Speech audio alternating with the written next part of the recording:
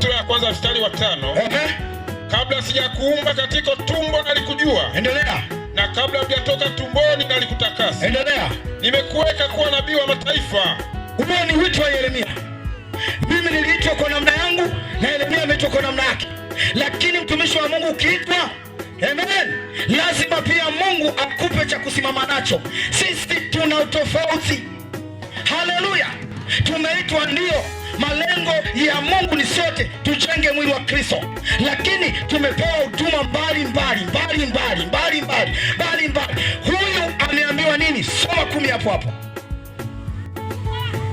Neno la Mungu linasema kitabu cha nabii Yeremia sura ya kwanza mstari wa 10. Ndio.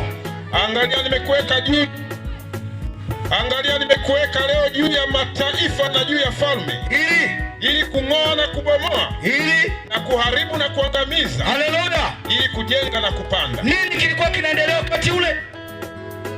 Neno la Mungu lilikuwa halipo tena, limepofushwa, limeondoka. Mungu anamwita, lakini anampa wito wa kusimamia. Simama katika kweli, maana leo hakuna chochote kuhusiana na injili ya kweli. Nenda kajenge na kubomoa mahubiri ya uongo, mafundisho ya uongo.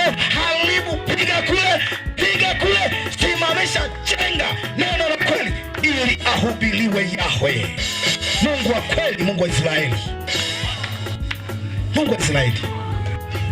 Sio, mnaelewa mahali pale? Kwa hiyo Mungu akikuita anakuambia nini ufanye. Kila mmoja ana cha kwake. Waachilie washiriki. Ni mahubiri niliyasikia dakika 10. Mengine yalikuwa na kujisifia. Mungu anasema nini juu ya maisha yake? Unamwambia 300 BC ya nini? Akaile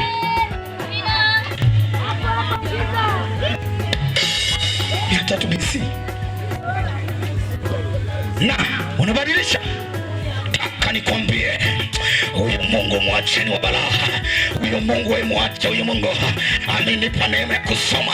Hapa nilipo nina degree, nataka nikasome na master. Soma yote, jaza yote, lakini Mungu anataka watu wache dhambi, watu wache uovu, watu mambo mabaya, warudi nyumbani. Mungu anawaita, iko gharama ya msalaba alitoa.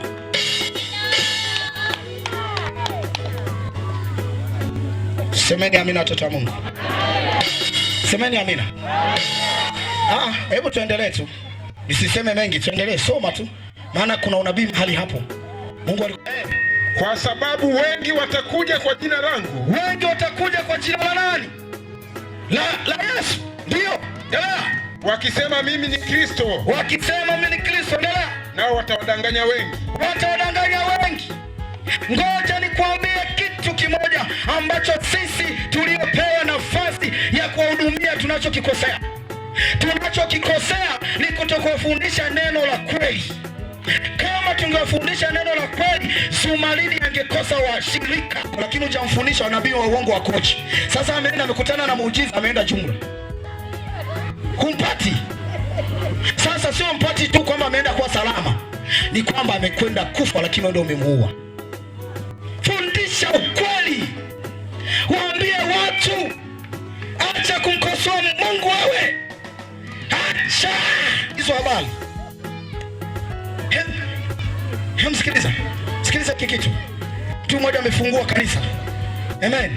Lakini amefungua kanisa kwenye banda la mpira. Kwa hiyo wanapiga mpira, siku ambayo mpira haupo na yeye anaingiza vichi na Biblia anaanza kwa jina la Yesu. Cheni kwa Bwana. Najua unaweza kuamini kwamba hiyo ni injili ya kweli, ni nzuri. Kwa nini nakwambia kwamba Mungu anaangalia jengo? Si unaelewa vizuri? Mungu wa kweli unaweza kusimika hadi hapo, maana yake anaona nia ya ndani. Mnakutanika mahali pale katika nia njema ya kumtukuza Mungu, mnaendelea kuabudu katika uzuri. Mungu ndio mwenye fedha na mali, atasimamisha watu watakuja kusapoti huduma, mtanua kiwanja, mtajenga. Huyo ni mpagani. Ukumbi wa mpira wanapokezana mlangoni, tokeni, Simba na Yanga imecheza na sisi tuingia kumwabudu Bwana. Mchungaji ni sahihi. Na washirika wanajaa wapagani, maana hawajawahi kupata neno. Mpungie Yesu hivi, mpungie mkono Yesu hivi. Funga hivyo hivyo na hilo wiki lako leo lificha. Funga. Maana jana tumesema ungekuwa umeelewa, ungekuwa umeenda kujasukua. Toa hayo manywele ya bandia. Unachokifanya umeweka kitambaa ukayafunika ili nikiondoka uyatoe tena yaninginie. Wimbe na kwaya. Takufa Yesu kusio zenu. Tunamhitaji Mungu. Unapofuko utaingia jehanamu ya moto. Muwe watii kwenye neno la Mungu. Sema muwe watii kwenye neno la Mungu. Ogopa neno. Lile ni uhai kayamando. Rikarabasheke yeketerebokoya. Tunamhitaji Mungu wa kweli. Tunamhitaji Mungu wa kweli. Acha kudanganywa na viongozi wenu wa ndani wa kanisa ambao wanaujua ukweli ila hawataki kuambia. Ndio wanaofanya hayo, unakuta ndani wana fedha. Sasa naona kimwambia amepoteza fedha. Sikiliza, mali na vyote vijazavyo nchini mali ya Bwana. Mungu ana hazina, ana watu. Nadhani hao wenyewe ni mashahidi. Nikawa na mkutano sina hata shilingi 100. Kanisa hatuna hela. Yaani imefikia sehemu hali ni mbaya. Nashangaa mtu ambaye nimfanyia huduma siku moja ananipigia simu, ananiambia simu yako inaweza kupokea hela. Na mimi nikasema inaweza, nikajua labda ni 50. Mkutano wa Injili. Nashangaa inasoma milioni moja. Milioni moja. Milioni moja. Kwa nini usimpigie Yesu makofi? Yesu anaona nia ya ndani. Anaona moyo wa ndani. Kile unachokifanya ni cha kwake. Anao watu wengi, anao. Watatoka magharibi, mashariki, kusini, kaskazini. Wachungaji, sikiliza, fundisheni ukweli. Achana na habari za njaa kwa sababu ya hiki kitunga. Simama, mtakuwa kuni. Mtakuwa kuni za jehanamu. Kuni kabisa. Kuni kabisa. Wana watu wanahitaji kutubu na wachungaji. Maana ndio walioua hawa watu. Unamwona mtu ameninginiza, haya wewe tu unamwacha tu. Unamwacha tu, unamwacha tu. Mtu amevaa mlegezo suruali hadi unamwacha tu umwambie. Kwa sababu kuna kitu anakifanya kanisani kinachokupa tumbo kunenepa. Alafu mwisho wa kunenepa. Mwisho wa kunenepa ni nini? Na kuuliza mwisho wa kunenepa ni nini? Nani amewahi kwenda na mali zote alizonazo kule? Barikiwa sana mtumishi wa Mungu. Nikesha nako mshike mkono. Amen. Barikiwa sana mtu wa Mungu. Barikiwa sana. Watu wana kiu ya neno la Mungu. Alafu wanataka kujenga nyumba ya Bwana. Mungu amekaa hapo. Nauliza, Mungu amekaa hilo eneo? Yesu atusaidie sana tutubu, turudi nyumbani. Wakutubu ni sisi wa kanisani kabla ya wale waliopotea. Tukiwa salama rahisi sana, maana milango imefunguka. Wanakimbia wanakuja. Wanakimbia wanakuja. Tangu nimekuja mahali hapa nimezungumza kwa habari ya dini yangu Ebeneza. Jamani, nimeisema dini au dhehebu alimpeleka mtu mbinguni. Kinachompeleka mtu mbinguni ni mahusiano yake na Mungu.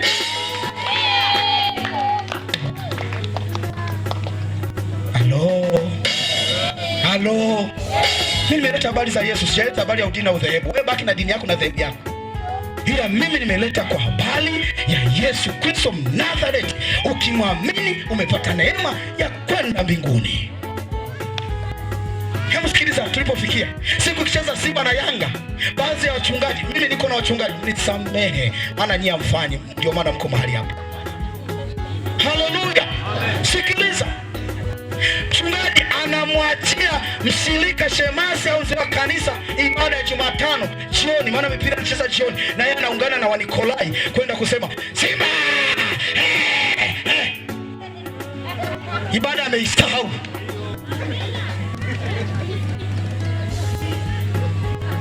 Ngoja nikwambie, huu ni mpango kabambe wa shetani.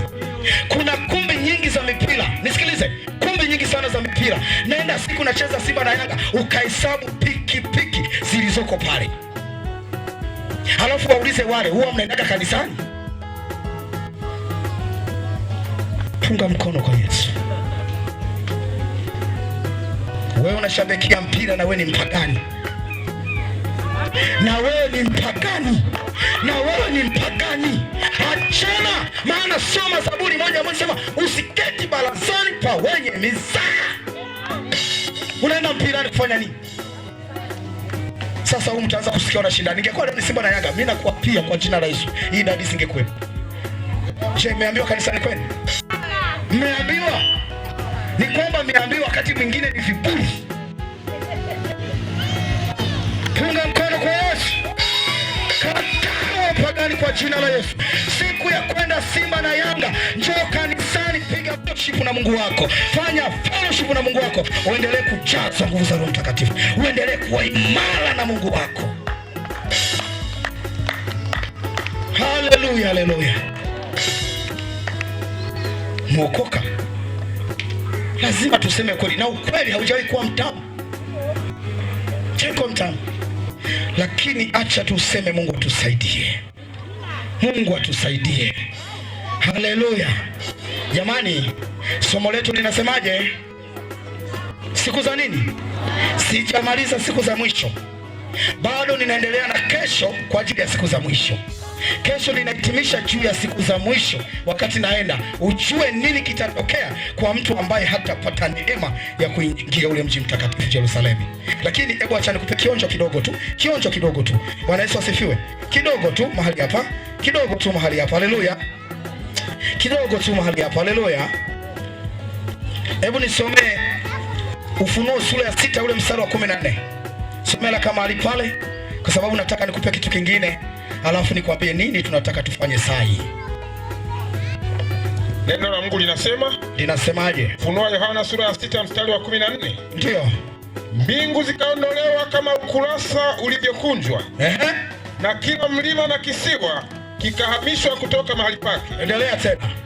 Na wafalme wa dunia, na wafalme wa dunia, na wakuu na majemedari, wakuu na majemedari unaowajua wa dunia, na matajiri, na matajiri wote unaowajua duniani, lakini walimkataa Yesu. Na wenye nguvu, ambao wako busy na shughuli zao, wamtaki Yesu. Na kila mtumwa, hebu ona, hadi watu ambao ni masikini kabisa, eti na wao. Kuna usemi mmoja kwa Kiswahili anasema okufa kabiri nko mukara. Okufa kabiri kwa mkara. Bwana Yesu asifiwe. Mkao unakufa mara ngapi? Yaani duniani unapata dhiki na mbinguni unakutana nacho. Si bora sasa duniani kwa kuna dhiki ukimbilie msalaba, ili mbinguni ule bata na kuku. Shike jirani yako, mwambie umemwelewa mchungaji. Mchungaji. Haleluya. Hebu endelea tena mahali pa.